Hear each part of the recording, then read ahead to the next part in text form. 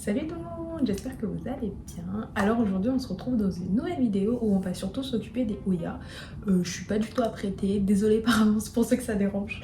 Mais là j'allais m'en occuper, je me suis dit pourquoi pas faire une vidéo. De base je voulais juste en fait rempoter certains Oya que j'ai reçus récemment et que du coup ont raciné en eau. Ils ont raciné hyper rapidement d'ailleurs, parce que je les ai depuis 2-3 semaines grand max pour les plus anciens. Et en même temps je me suis dit ça peut être cool de faire une vidéo autour de ce thème là parce que j'en ai acquis pas mal. On va commencer par lequel? Bon, on va commencer par celui-là. Donc c'est le Polynéra variegata. Donc le Polynéra c'est un Oya qui me plaisait beaucoup déjà de base parce qu'il existe en plusieurs versions. Donc il y a la version toute verte, il y a la version avec un peu d'argenté, il y a la version variegata. Mais bon, les variations elles sont autour et le centre il est vert. Et il y a cette version là et en fait ça coûtait très cher aussi pendant longtemps et là les prix ont commencé à baisser et celui-là en fait il était vendu avec ces deux feuilles là uniquement à côté de chez moi à 30 €. Donc je suis allée le chercher et en fait depuis il m'a fait pas mal de petites feuilles. Là pour le moment il est en stratum mais il m'a fait quelques petites racines, donc je pense que lui on va le rempoter. Puis voilà. Ensuite on a celui-là. Je sais plus son nom, je vais l'écrire quelque part sur l'écran. Ah oui, comme vous pouvez le voir, il y en a beaucoup qui sont variegata. En ce moment, j'ai un problème, j'aime trop les plantes variegata. D'avoir acheté cela, j'en avais pas du tout dans ma collection. J'en avais qu'un, c'est le Macrophylla variegata là. Et là, je l'ai déplacé récemment, je l'ai mis dans un endroit beaucoup plus lumineux. Et en fait, toute la partie blanche, elles sont pratiquement roses les feuilles. Je pense que je vais vous le ramener pour vous le montrer. Parce que du coup, c'est un peu lui qui a commencé à débuter cette folie pour les Oya variegation et qui a fait que j'en ai acquis autant. Après, il n'y a pas que des Oya variegation, mais c'est vraiment lui qui m'a donné envie d'aller là-dedans. Je vous le montre et après, je continue de parler du petit nouveau.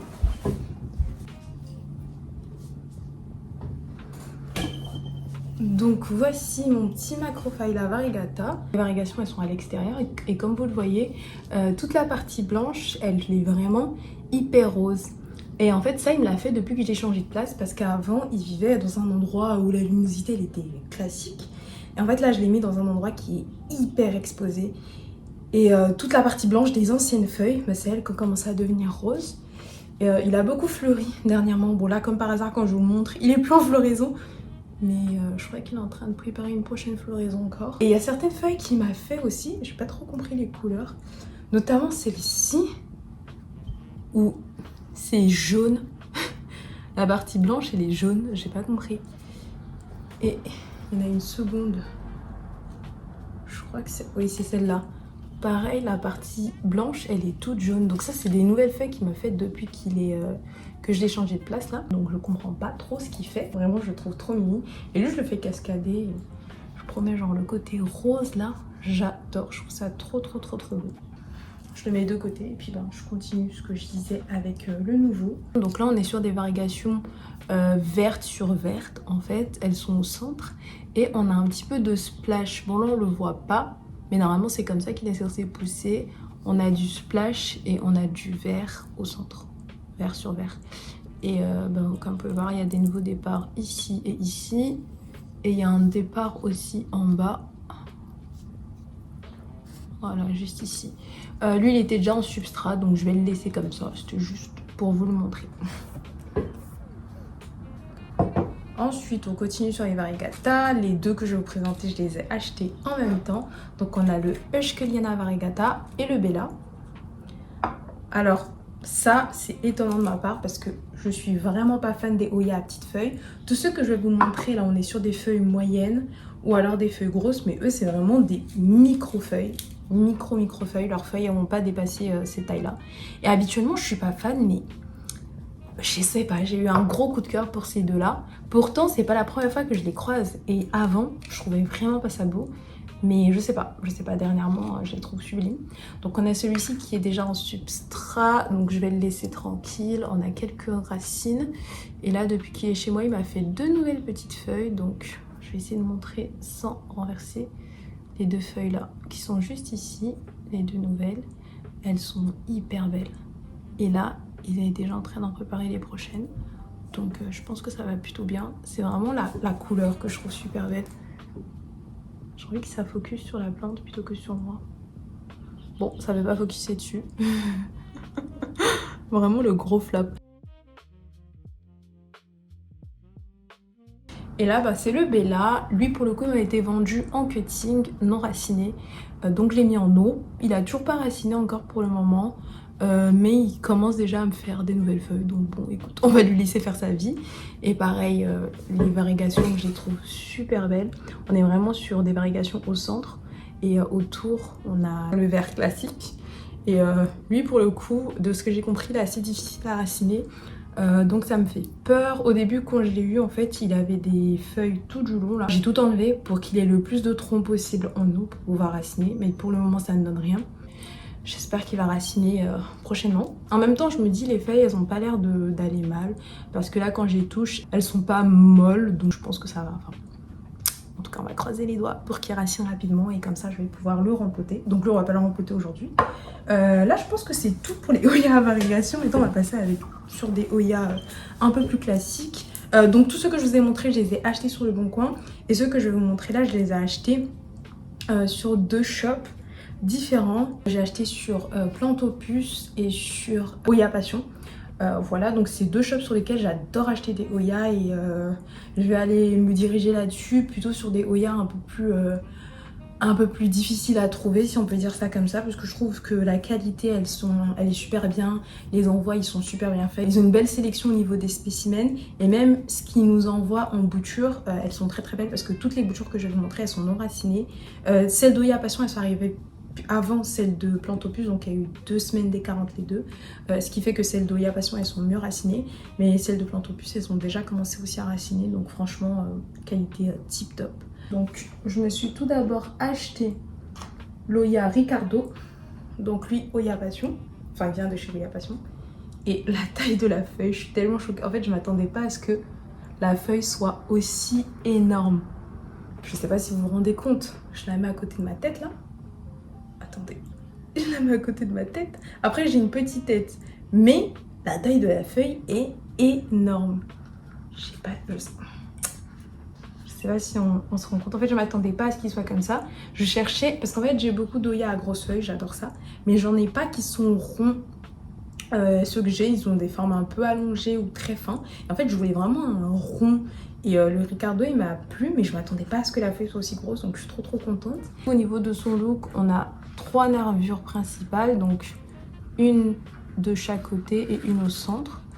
Qui sont un petit peu plus foncées que la feuille et en relief. Et sur le reste de la feuille, on a également des nervures secondaires qui sont pas colorées mais en relief. Et on a un petit peu de splash. D'ailleurs là, on a un petit splash qui est tout rose là. Mais ça c'était déjà le cas au moment où je l'ai acheté, donc c'est pas chez moi qu'il a commencé à faire ça.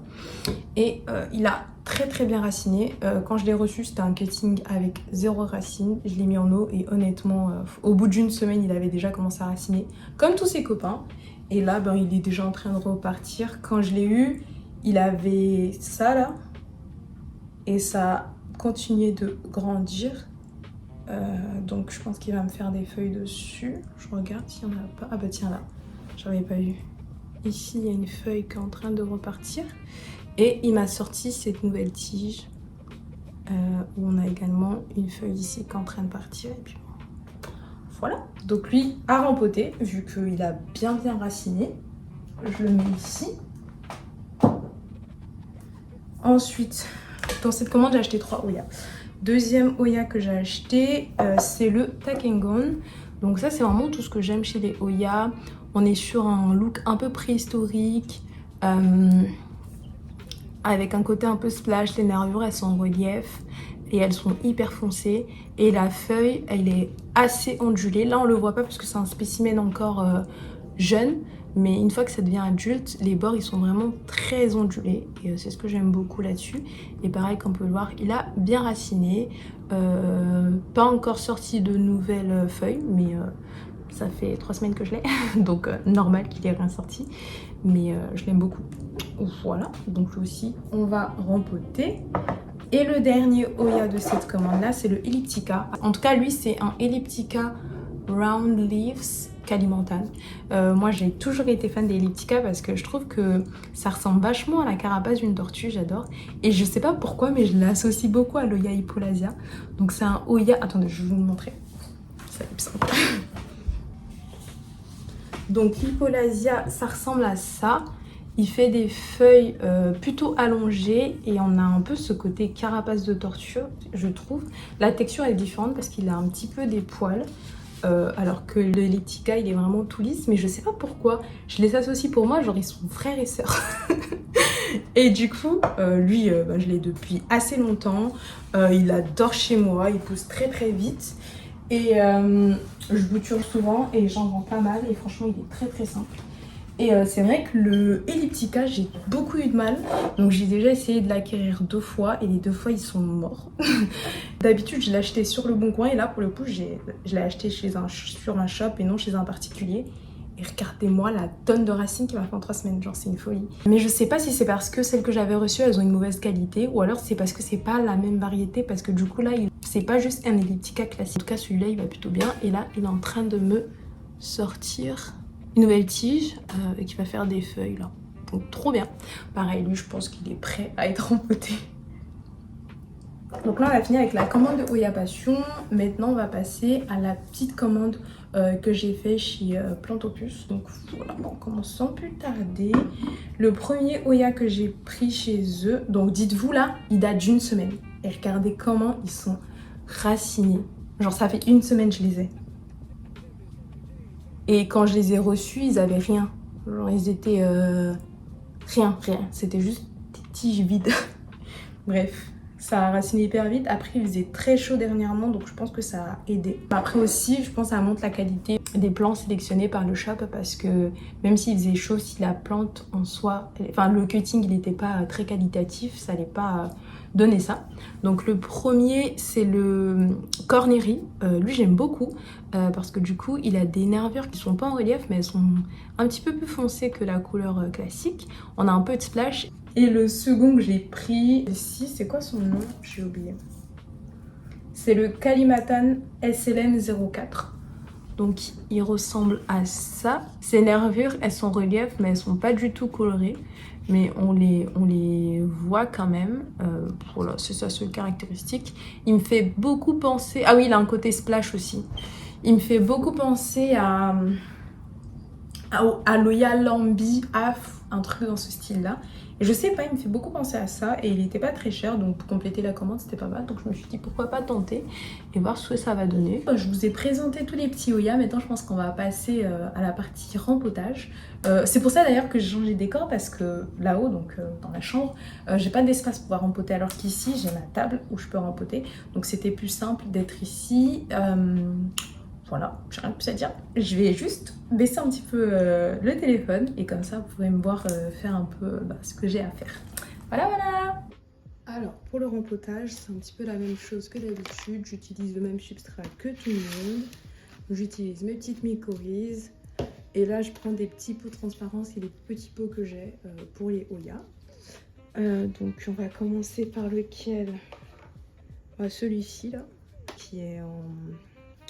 Comment ça s'appelle? En stratum.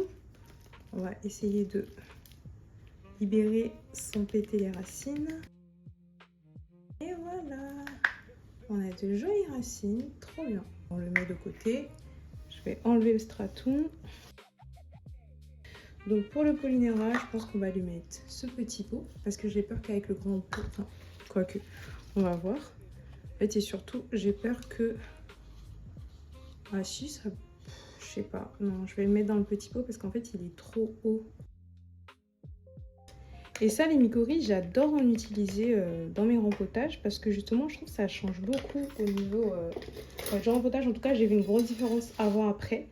Je trouve la reprise, elle est beaucoup plus simple au niveau de mes plants à chaque fois que j'utilise.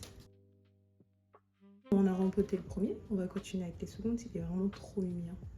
Je l'aime trop. On va continuer avec le Takengon. Pareil, je pense qu'on va partir sur un petit pot. Non, celui-là, il n'est pas troué. Ah non, ça c'est trop petit.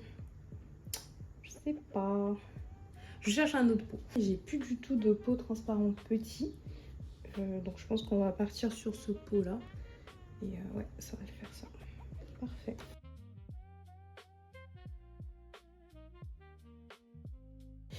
Et voilà, monsieur est rempoté.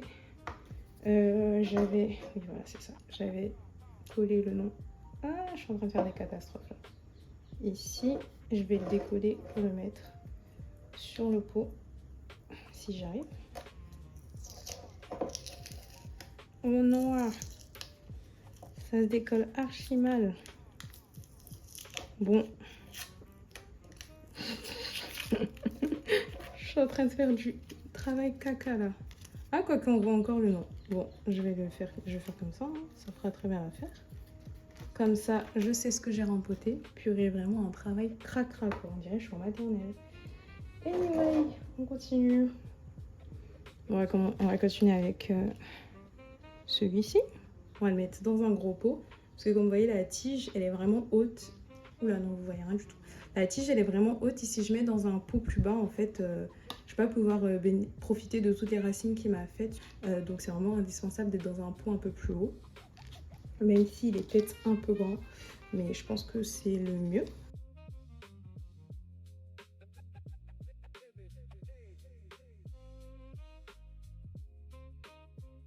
Et voilà le travail. Purée, la feuille est vraiment trop belle. J'adore.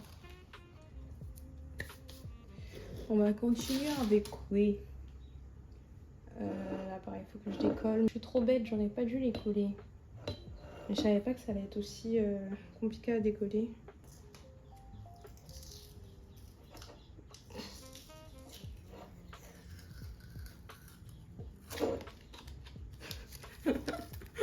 Non mais...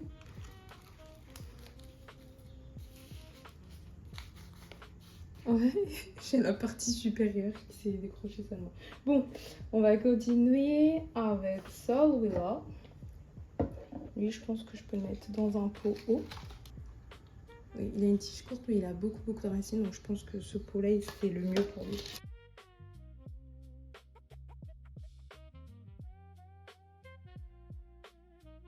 Et voilà le travail. Je fais gaffe à ce que la nouvelle tige, elle puisse remonter correctement. Mais normalement, c'est bon. Trop mignonne, elle est vraiment trop belle. Pareil, le nom, je pense que pour décoller, ça va être un carnage. Mais soit. Bah, ma foi, c'était le plus simple. Il s'est décollé hyper facilement. Maintenant, on va passer à ceux de la deuxième commande. Et les deux, ça sera dans des pots. Lui, c'est sûr, ça sera dans un pot haut. En fait, il n'a pas beaucoup de racines. Mais en même temps, je peux pas le mettre dans un petit pot comme ça. Je suis obligée de le mettre dans un gros pot. Donc, lui, il ira dans un pot comme ça.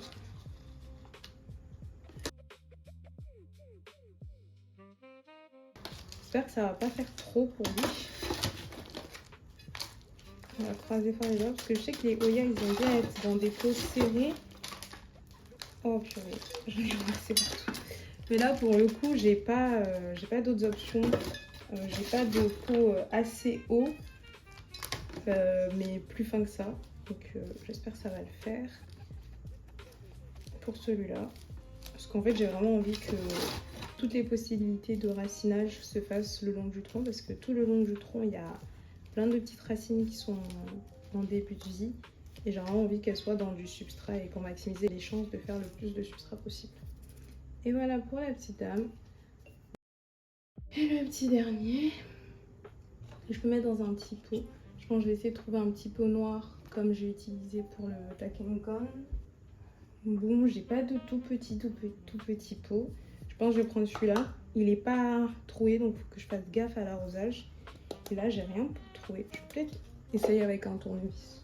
Parce qu'avant, j'avais un truc qui me permettait de faire des trous là. Mais je l'ai perdu. Donc c'est compliqué maintenant pour faire... Enfin, je l'ai perdu. Qu'est-ce que je raconte? Je l'ai pas perdu. Je l'ai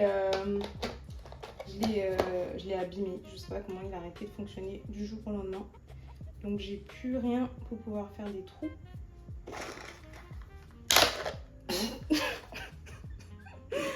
Oh non, putain, mais c'est de blague. Ouais, mais j'ai été trop conne. J'aurais dû... Oh putain, je suis idiote. Bon, bah on va pas utiliser celui-là. Hein. Je vais utiliser ça, c'est trop gros, mais j'ai pas d'autre choix.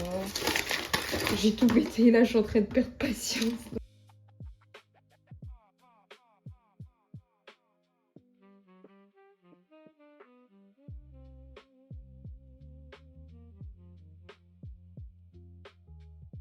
Et voilà. Puis maintenant on va arroser tout le monde. Tac. Ça sera arrosage avec les eaux dans lesquelles ils ont raciné. Et une fois que ça sera bien arrosé, je vais les remettre aux endroits où ils étaient déjà. C'est-à-dire dans ma chambre et dans les escaliers, donc des endroits où il y a énormément de lumière. Parce que c'est là-bas en fait que mes Oya ils vivent la plupart. Il y en a il y en a un petit peu dans la chambre, il y en a un petit peu dans les escaliers, il y en a un petit peu dans la salle de bain. Parce que en bas il n'y a vraiment pas de luminosité. Enfin, c'est pas qu'il n'y a pas de luminosité, c'est que c'est beaucoup plus frais en bas. Et je trouve que mes Oya ils sont mieux quand ils sont dans des environnements très chauds. Et c'est pour ça aussi que j'ai autant d'anthurium en bas. Et j'en ai pas tant que ça en haut parce que en haut il fait trop chaud pour eux. En revanche les Oya, ouais, ils sont tous là-haut.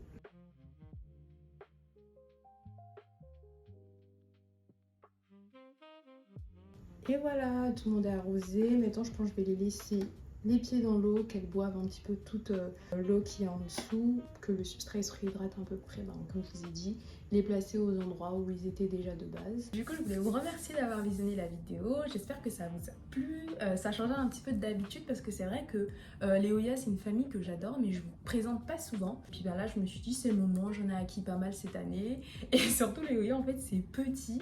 Et c'est moins cher en tout cas que les anthuriums, enfin je trouve, parce que moi je suis vraiment une fan d'anthurium et les anthuriums les prix ça monte énormément. Et en fait c'est très facile de rentrer dans ce trou de souris là des Oya parce que ça coûte pas cher et c'est petit, donc on a tendance à en accumuler. Là pour le coup c'est vrai que j'en ai acheté énormément. À la moitié de l'année j'en ai déjà acquis autant, mais je pense que je vais me calmer là tout de suite. En tout cas j'espère encore une fois que la petite vidéo elle vous a plu et puis je vous dis à très vite pour la suite.